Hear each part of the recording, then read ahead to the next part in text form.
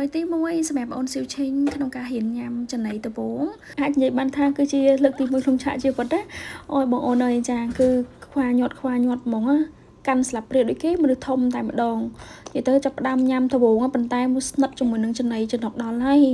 hay xem can để dùng phơi mà nói tìm môi nít có dùng trong hơi chia spray bôi lên hay rồi cho hay cái dùng mà cân trong mình mà sân cân khna tội đi hết trà xem là bái cái nhom do đình riêu trà riêu hay mặt chân tạm đó nghe rồi ôn nhầm để ra bộ pin cái bèo ôn được sao nhé lớn lực ôn đã trôn tóc hai trà nằm ở ôn quay miền pa sụp phép không ca nhầm hay xem ca cho ra sập ría còn mà dạng đấy tại tôi nó xong phải bọc con phở nó nhom miền chỉ đọc tắc nó lớn nắng tại bắt đầu trên này hai cái nhom thật bắt đầu tắc ấy quạt nhầm được khi này hay xem ca cho raประเภท จาน ยมเผอประเภท bộ จาน แบบนี้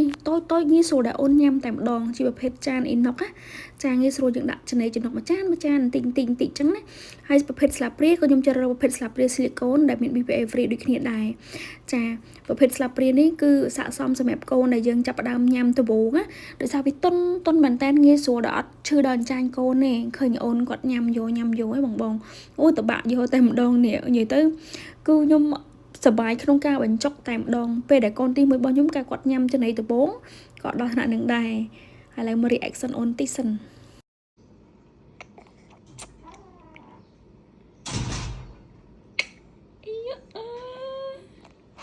អញមើលកូនស្រីខ្ញុំនេះអំពុំនេះ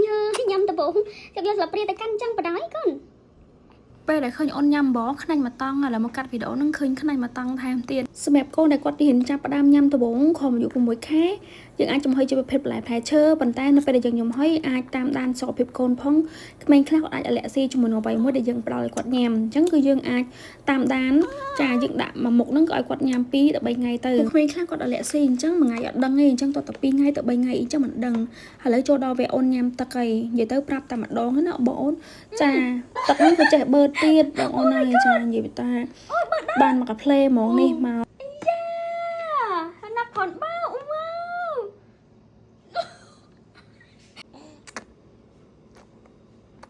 យ៉ាបងអូនហើយណែកូនខ្ញុំមានដងណាអូយណែបើទឹកបានណាចំអូខ្ញុំសប្រៃមែនតើជាធម្មតាបើសិនជាកូនខំ6ខែក៏ដោយតែយើងផ្ដល់ចំណីគាត់ញ៉ាំហើយយើងត្រូវឲ្យគាត់ញ៉ាំទឹកបន្តិចណាចាកុំឲ្យគាត់រៀងស្ងួតកពេកក្តៅកមូលហេតុអីបានថាយើងត្រូវឲ្យកូនចាប់ផ្ដើមមកយើងចំហុយជាប្រភេទបន្លែផ្លែឈើបែបនេះគឺទី1គឺយើងងាយស្រួលតាមដានអាឡែស៊ីកូនថាកូនគាត់មានអាឡែស៊ីមួយអីអត់ឬក៏គាត់ប្រតិកម្មមួយអីអញ្ចឹងណាទី2គឺឲ្យកូនមានគ្រឹះក្នុងការញ៉ាំឲ្យគាត់ចេះបែងចែកប្រភេទពួកបន្លែផ្លែឈើអីអញ្ចឹងទៅនៅពេលដែលវ័យកូន6ខែយើងអាចធ្វើជាបបរខាប់គ្រប់គ្រឿងគឺយើងមានមិចបន្លែអង្គត្រីសាច់ចូលគ្នាតែម្ដងពេលដែលយើងបរៀនគាត់បែបនេះគឺអត់ពិបាកក្នុងការញ៉ាំឯនៅពេលដែលគាត់ចូលដល់វ័យ6ខែបែបខ្ញុំផ្ទាល់ខ្ញុំមានចាប់ជាឈុតសម្ភារៈប្រើប្រាស់សម្រាប់កូនរៀនញ៉ាំដំបូងដែរបងចាដាច់ដៃឡៃពីបំមនុស្សធំចាមានប្រភេទម៉ាស៊ីនកិនអំបោះមានចានឆ្នាំងបកូនអញ្ចឹងមានជាឈុតកូនប្រុសកូនស្រីបើម៉ាក់ចាប់អារម្មណ៍អាចឆាត់